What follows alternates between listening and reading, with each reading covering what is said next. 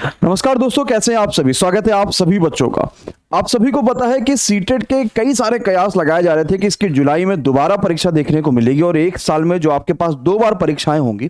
तो बहुतों ने ये कहा था कि भाई जुलाई में परीक्षा होगी और ये बात बिल्कुल निश्चित भी थी कि कहीं ना कहीं आपको इसी साल जुलाई में परीक्षा देखने को मिलेगी।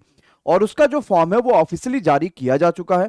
तो अब आपके पास फॉर्म को भरने की जो तारीख है वो 27 अप्रैल से शुरू हो चुकी है और सीटेट के इस फॉर्म को सभी बच्चे भर सकते हैं और ये 26 मई तक का फॉर्म भरा जाएगा, यानी लगभग 1 महीने तक का सभी फॉर्म के तरीके से सीटेट का भी फॉर्म भरा जाएगा।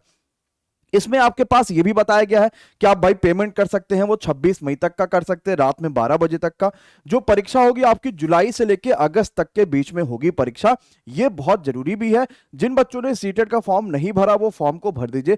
अच्छा मौका है कि एक साल में जब 2 बार परीक्षाएं होंगी तो हम मैक्सिमम क्वालिफाई कर पाएंगे। लेकिन बस यही कहना है कि अगर हमारे पास ये एक डिग्री मिल जाती है कि भाई सर्टिफिकेट है कि हमने अब सीटेट को क्वालिफाई कर दिया, अब मुझे नौकरी चाहिए, तो सरकार को उसी हिसाब से नौकरी भी निकालनी चाहिए ताकि जो बच्चा क्वालिफाई कर रहा है उसमें से कम पढ़ने वाले सभी बच्चे जिन्होंने अच्छे नंबर हासिल करे उनको कोई ना कोई नौकरी मिल जाए। चलिए सीटेट के बारे में सारी बातें कर लेंगे। सबसे पहले एक ओवरव्यू देख लेते हैं कि सीटेट क्या होता है। और जो बच्चा पहली बार सीटेट को समझ रहा है उसके लिए वीडियो सबसे शानदार होने वाली है। आपको एक एक चीज मैं बड़ी डिटेल से बताने वाला हूं। देखिए भाई, सीटेट के क्या सिलेबस में कोई चेंज हुआ? हो सकता है आपने पिछले बार सीटेट दिया हो लेकिन आपके 60% नंबर ना आए हो तो आप इसको क्वालिफाई ना कर पाए। लेकिन क्या उस समय जो सिलेबस था वही सिलेबस है? तो बिल्कुल वही सिलेबस है। 1% भी सीटेट के सिलेबस में चेंज नहीं हुआ है। तो आप इस बात में बिल्कुल मत जाइएगा या ऐसे थंबनेल पे बिल्कुल मत क्लिक करिएगा कि सिलेबस हुआ चेंज, अब क्या करेंगे। तो सिलेबस में बिल्कुल भी चेंज नहीं हुआ है। दूसरी बारे में बात करेंगे एलिजिबिलिटी क्या होती है। देखिए, नए नियम के हिसाब से किसी ने भी अगर टीचर ट्रेनिंग प्रो कोर्स में जो कोर्स हम करते हैं उसमें अगर एक दिन भी क्लासेस करी होंगी तो भी वो इस फॉर्म के लिए एलिजिबल है। मतलब अपीयरिंग और आपके पास जितने बच्चे पास हो चुके हैं वो सब के सब सीटेट के इस फॉर्म को भर सकते हैं, कोई दिक्कत नहीं आने वाली। अगली चीज, इसमें कोई नेगेटिव मार्किंग नहीं होती है। फॉर्म भरने के लिए कोई एज लिमिट नहीं होती है और साथ ही साथ एक बार अगर आपने सीटेट को अच्छे नंबरों से पास कर लिया फिर लाइफ टाइम आपके लिए इसकी वैलिडिटी हो जाती है। कोई आपके पास चिंता नहीं है। कोई भी परीक्षा आएगी, सीटेट हो गया चाहे डीएसएसबी हो गया या कोई भी सेंट्रल लेवल की परीक्षा होगी, तो आप इस फॉर्म को भर पाएंगे। आप इसकी वजह से उस फॉर्म को भर पाएंगे। दूसरी चीज होता क्या है कि हम मैक्सिमम में से जो बच्चा यूपी बिहार का होता, अगर यूपी में यूपी टेट वो क्वालिफाई कर लेता तो सोचता उसने बहुत कर लिया।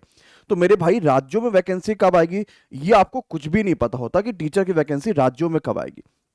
अपने आप को इतना काबिल बना लो ना कि आपके पास कामयाबी खुद आपके पास आ जाए झक मार के। ये बात 3 डेट में कही गई तो ये करना भी चाहिए।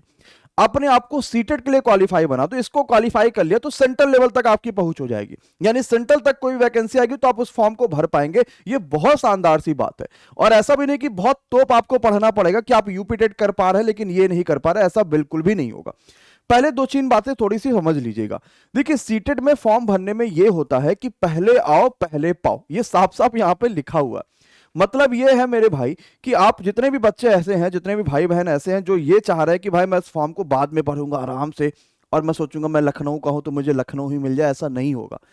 अगर लखनऊ की सीट फुल हो गई, भले उसमें से कोई परीक्षा देने गया नहीं गया, उनसे उनका कोई मतलब नहीं है। अगर सीट फुल हुई और आपने फॉर्म बाद में भरेंगे तो आपको लखनऊ सेंटर नहीं मिलेगा। तो यहां पर साफ साफ लिखा है कि भाई सेंटर के लिए नौकरी नहीं है, ये सेंटर के लिए पहले आओ और पहले पाओ के आधार पर उपलब्ध रहेगा। मतलब अगर आपको अपना राज्य चाहिए कि आपको वहीं पे पेपर देना, वहीं पे सब कुछ करना है, तो जल्दी से फॉर्म को भर दीजिएगा। अगली बात हम करते हैं कि सर इस फॉर्म को भरने में हमें क्या क्या सावधानियां रखनी चाहिए। तो ये सब कुछ बताया गया कि फोटो सही से भरिएगा, सिग्नेचर सही से रखिएगा, जेपीजी फॉर्म होना चाहिए, फोटो का साइज होना चाहिए, सिग्नेचर का क्या साइज होना चाहिए। फॉर्म नहीं भर पा रहे तो किसी साइबर कैफे वाले के पास चले जाए, लेकिन हम एकदम अपने सामने इस फॉर्म को भरवाएं, एक एक स्पेलिंग चेक करें, रिव्यू वाला जो आता है उसको हम कंप्लीट देखें, तब हम जाके फॉर्म को फाइनल सबमिट करें। क्योंकि एक भी गलती आपके भविष्य को यहां से कह सकते हैं कि सीटेट का ये वाला मामला तो गड़बड़ हो जाएगा, फिर अगले सीटेट का इंतजार करना पड़ेगा। और हो सकता है इसी सीटेट को आपने क्वालिफाई कर लिया होता तो नवंबर अक्टूबर में आ रही वैकेंसी में आप बैठ जाते। तो इस चीज को ध्यान से समझिएगा कि फॉर्म हमेशा सही भरिए। यही पहला स्टेप होता है जो चीज डिसाइड करता है कि आप नौकरी के लिए कितना ज्यादा सिंसियर है, कितना ज्यादा आप वहां पे उस नौकरी को लेके अटेंटिव है कि भाई मुझे जॉब को लेना है। ये लेकिन जॉब नहीं है, ये एक सर्टिफिकेट है जो आपको आपकी जॉब को दिलाने में मदद करता है। इसके लिए कितने रुपए लगेंगे सर फॉर्म को भरने के लिए? तो जनरल ओबीसी वाला बच्चा अगर सिर्फ पेपर 1 या पेपर 2 के लिए अप्लाई करेगा, पेपर 1 मतलब 1 से 5 वाला, पेपर 2 मतलब 6 से 8 वाला, तो उसको किसी भी एक के लिए अप्लाई करेगा तो 1000 रुपए। लेकिन ये भी चाहते कि तुम दोनों के लिए अप्लाई कर दो, इसीलिए 1200 रुपए कर दिया 2000 की जगह पे। लेकिन अगर हम एससी हैं, एसटी हैं, तो हमारे पास ये 500 रुपए और 600 रुपए ही देखने को मिलेगा। इसके बाद भैया बात कर लेते हैं अगली चीज क्या आपके पास आएगी। तो आप इस बात को समझ गए होंगे कि आपके पास क्या क्या लगने वाला है और क्या क्या चीजें आपको देखने को मिलेंगी। देखिए, अब हम आ जाते हैं सीटेट के अगले बात पे कि अगली चीज आपके पास क्या जानकारी होगी। तो सबसे पहले तो आपको ये बात पता है कि ए पर्सन हु स्कोर 60% या उससे ज्यादा कर लेगा तो इसको क्वालिफाई कर जाएगा, और क्वालिफाई करने के बाद हम इसको लाइफ टाइम कहीं भी उपयोग कर सकते हैं, हर जगह ये काम आने वाली है। सर परीक्षा कब से होगी? तो जुलाई से अगस्त होगी। 2 शिफ्टों में आपके पास परीक्षा होगी, यानी कि जो आपका पहला शिफ्ट होगा वो 9:30 से 12 होगा, दूसरा 2:30 से 5 होगा। हमने अगर दोनों के लिए अप्लाई करा है तो सिग्नेचर वगैरह हो गया, ये सब कुछ हो गया। अब अगर हमने पेपर 1 के लिए अप्लाई करा है तो मुझे 5 सब्जेक्ट के पेपर देने होंगे, 150 क्वेश्चंस की परीक्षा होगी, 150 नंबर की होगी, जिसमें आपके पास होगा सबसे पहले चाइल्ड डेवलपमेंट यानी कि पेडागॉजी। 30 क्वेश्चन आएंगे 30 नंबर के, जिसमें से 15 कंटेंट वाले होते हैं और 15 आपके पेडागॉजी देखने को मिलेंगे। इसी हिसाब से लैंग्वेज 1 आएगा और लैंग्वेज 2 आएगा, ये भी आपके पास हो गया। फिर मैथमेटिक्स और एनवायरमेंटल स्टडीज आपके पास आएंगे। तो कुल मिला के इसमें आधे आधे पे बटा होता है, यानी थ्योरी और प्लस आपके पास जो होता है वो पेडागॉजी पूछी जाती है। इसके साथ ही साथ अगर हम पेपर 2 के लिए अप्लाई कर रहे होंगे तो यहीं पर पेडागॉजी आएगी, लैंग्वेज में लैंग्वेज 2 है, लेकिन उसके साथ अब हमें मैथ्स या साइंस लेना पड़ेगा, सोशल स्टडीज या फिर हमें जो है कोई अदर टीचर का सब्जेक्ट जो है वो लेना पड़ेगा, यानी आपको जो है कंप्लीट ये करना पड़ेगा। तो हमें कुल मिला के 150 क्वेश्चन 150 नंबर की यहां पर भी पूछी जाने वाली है।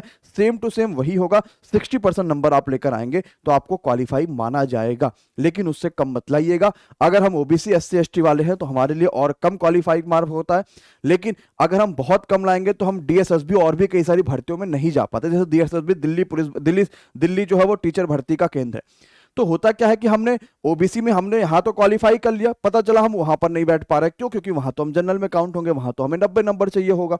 तो 90 से ऊपर ही लाने को सोचो, अगर 90 से कम लाने को सोचोगे तो मामला गड़बड़ा जाएगा। अब इसकी फ्री क्लासेस आपको इसी चैनल पे कब से मिल रही होंगी, इसके लिए हम आगे क्या क्या बात करेंगे, इसके लिए आप इस चैनल को जरूर सब्सक्राइब कर लीजिए, लाइक जरूर कर दीजिए और अपने दोस्तों के साथ शेयर जरूर कर दीजिए। धन्यवाद, thank you so much, good night.